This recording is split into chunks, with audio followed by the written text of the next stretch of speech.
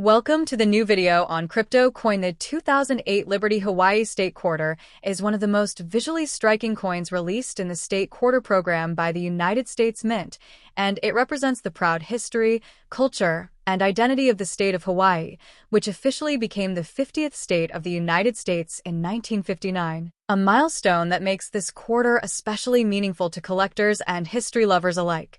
This coin was released in 2008 as part of the long-running 50 State Quarter series that began in 1999 and quickly became one of the most successful coin programs in American history, encouraging millions of people to start coin collecting by searching their pocket change. And the Hawaii design stands out because it features a powerful portrait of King Kamehameha I,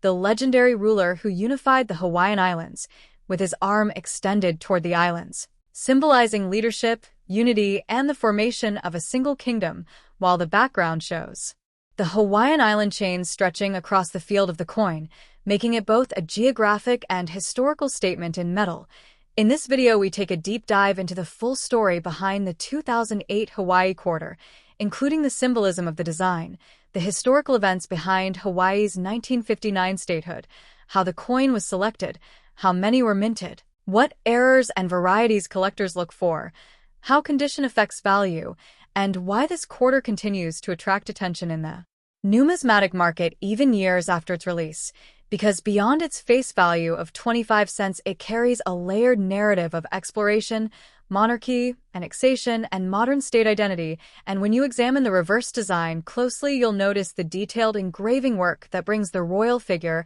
and the islands to life, along with the inscriptions that include the state name, the year of statehood 1959, and the release year 2008,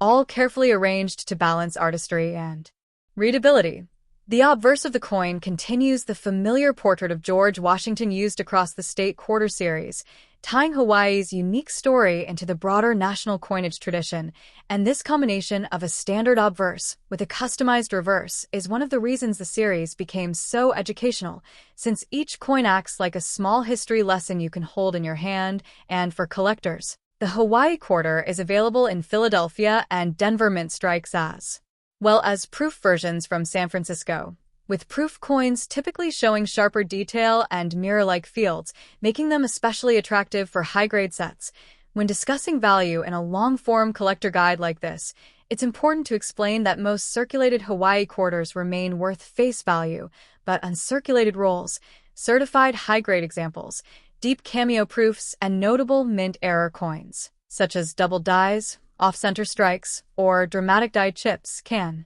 command premiums, sometimes modest and sometimes significant depending on rarity and demand. And grading plays a critical role here, because a coin graded MS67 or higher can be far more desirable than a worn example. So we also cover how to examine luster, strike quality, contact marks, and edge reading when evaluating your coin at home. Another fascinating angle for viewers is the cultural symbolism, since the depiction of King Kamehameha I is not just decorative, but represents the political unification of the islands and the foundation of the Hawaiian kingdom, which later experienced complex transitions through monarchy, provisional government, territorial status, and finally statehood. And this layered past adds emotional and educational weight to the quarter's imagery, making it more than just currency. It's a compact historical document. Throughout this extended script, we also explore how the public design selection process worked, how artists submitted concept sketches, how review committees evaluated them,